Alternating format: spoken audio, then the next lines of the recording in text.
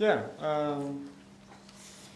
thanks to the organizing committee for giving this space in the program, for my employer that allows me to travel here today, and thank you to you for listening today. So for the next 20 minutes, or maybe a little bit less, we will focus our attention towards downsizing, what it is, how often it occurs, and whether it can influence the health of people that remain in the company.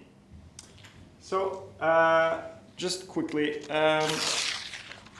the results that can also be found in this paper that I wrote together with my former colleague Andrea Marti and my current colleague Tom Degerud. And I would also like to thank Ståle Østhus, which sits over there, for providing feedback on the during the research process. So it's an open access paper for those of you who are especially interested. But I will start with something that you can all relate to. You might recall that when Trump entered his second period as President of the United States, he made an executive order to establish the Department of Government Efficiency. The purpose was to make the government more modern, productive, efficient, and to reduce costs. And one of the methods or strategies or tools that they used was to achieve this goal was to reduce personnel or reduce staff. And by many, that is the definition of what downsizing is, a reduction in staff. So there are many different modes. The administration used several modes to achieve this goal. So layoffs is maybe the one that gets the most media attention.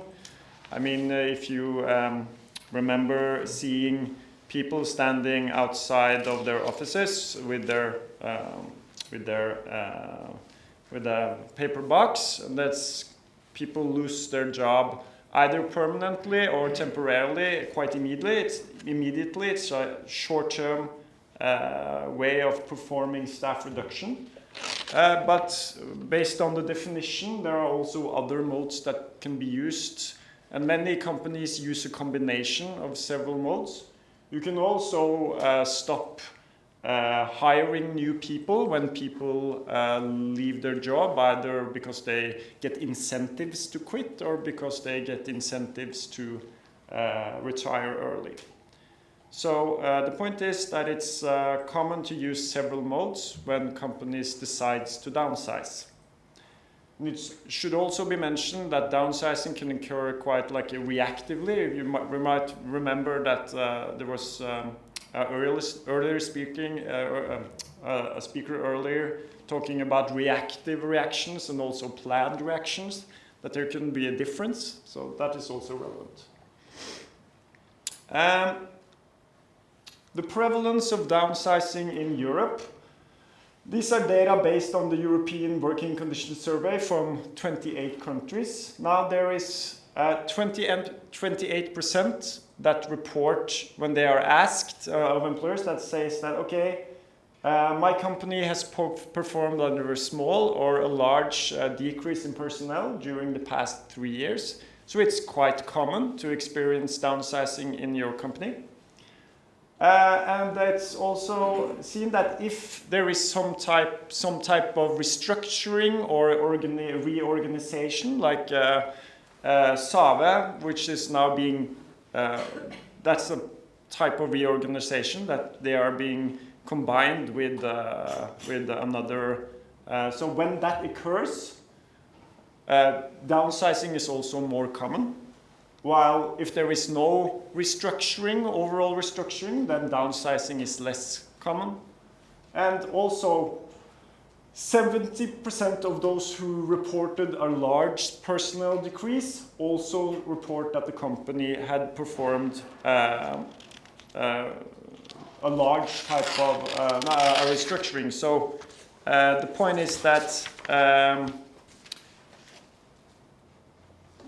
it's a bigger co-occurrence when there is a reorganization and a large downsizing. Okay, so it's important for me to say that the consequences of downsizing are most severe for those who end up losing their job. Of course, there is a difference. The worst case scenario is that people end up unemployed for a long period. We know from research that that is not a good situation for anyone to be in. There's also research on the job loss itself, which is relevant to everybody who loses their job, regardless of whether they get a new job or end up unemployed. And it's also important to say that getting downsides can be positive in a scenario where you get a redundancy or a severance package for quitting and you get a better job. So that can also happen, right? But in our study, we were interested in looking at those who keep their job after downsizing. So there has been a lot of research on this before. Studies have looked at the association between downsizing and, as you understand, partly also restructuring or organizational change, and different measures of well-being or mental or psychological distress, symptoms of anxiety and depression. And there has been systematic reviews of this literature or parts of the literature, and most studies find association where downsizing or restructuring is associated with negative measures of well-being or symptoms of anxiety and depression, but not all studies. Not all studies find this. The mechanism is the main mechanism that is proposed that conveys a negative effect on mental health is job insecurity. But there's a lot of studies that, not only quantitative studies, but qualitative studies where people have been asked, okay, what are your feelings in relation to this? So there's a lot of feelings involved, and also people can experience a lot of changes in their working environment as a result of restructuring, as a result of downsizing. It could be negative, could also be positive. Just imagine yourself that you work at a place and suddenly a lot of your colleagues go away, but then suddenly you get a lot of opportunities. Doesn't necessarily have to be bad. But yes, it was just important to know this. Okay, the main research question of our paper was, is downsizing exposure associated with the risk of developing mental distress? We used 3 surveys or 3 iterations of a national representative survey of the working population in Norway, which is called the Survey of Living Working Conditions. You have the survey in 2013, and 2/3 of that sample was re-invited in the 2016 survey. 1/3 was rotated out. So you see you have people who attended both surveys, and then you have a new one again in 2019. And we were interested in people that attended both that one, or that one and that one. So you have two repeated measurements. Downsizing was measured by this question. During the past 3 years, has the company where you worked performed downsizing? They could answer no, or yes in another department, or yes in my own department.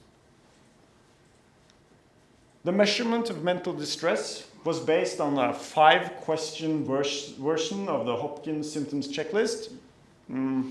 Simon used some mentions of some checklists. So the question is, during the last 2 weeks, have you experienced these symptoms? Fearful, nervousness or shakiness inside, and these other. So you have to rate, okay, am I feeling blue, not afflicted, a little, quite, or very much? And then what we do is that we calculate the mean score per question. And then if you have more than a score of more than 2, then we say you have mental distress. Or yes or no, a dichotomous outcome. Okay? A mean of 2 means that you, on average, answer a little on all those questions. Okay, so I said we were interested in identifying those who attended 2 consecutive surveys. So that leaves us with this sample of people who attended twice. It's a little bit difficult, but bear with me. So this is the sample, and then we identify those who worked at baseline and follow-up. That's important. That they were employed by the same company at both time points. That's important.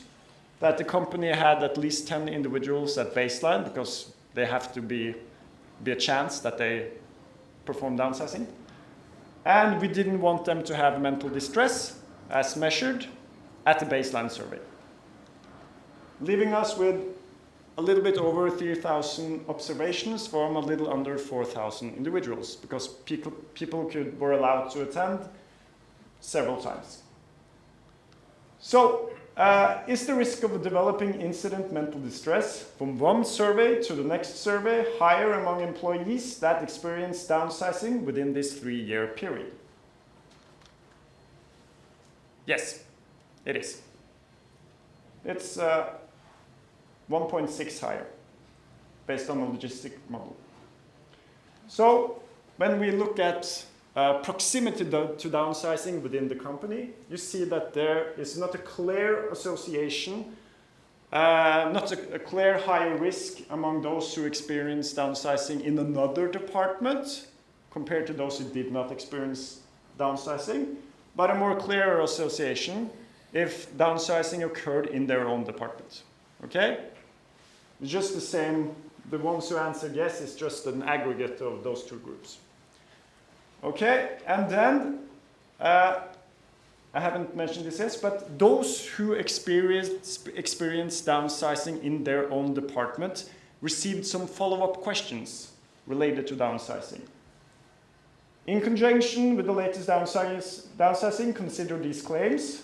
My wishes and input were taken into account.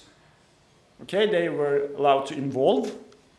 I've had the opportunity to speak with Manelis' leader about these changes, get information and so forth. I received the necessary training because I got new tasks and roles. So a 5-point scale, and those who answer similar to the ones that I showed you earlier. If you had a mean score per question over 3 or 3 or more, these things were sufficiently provided during the downsizing process. But if below 3, then we say that it was insufficient. It's a dichotomous way of saying how the downsizing process was. And what we see is that when we compare those who did not experience downsizing with those who received sufficient information, involvement and training, there's no clear difference in risk, but in that subgroup with insufficient information, training and involvement, there is a clearly higher risk. Okay? So, to summarize, employees exposed to downsizing, they on average have a higher risk of mental distress compared to unexposed employers, but it's higher, it's clearer among those who are directly affected by downsizing, meaning in their own department, which makes sense from a Bradford Hill criteria of exposure severity, and clear among those who rated involvement, information, and support as insufficient, while there was not a clear high risk among employees who rated involvement, information, and support as sufficient.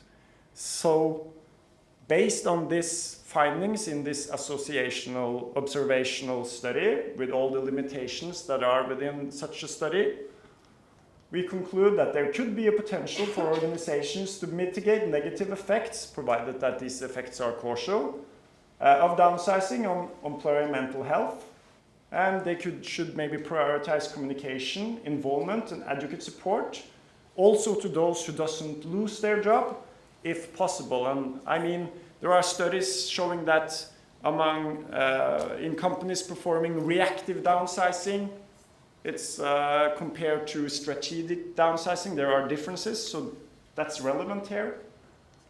And they should prioritize employees in proximity of downsizing. Those who are far away might not be that important. Okay.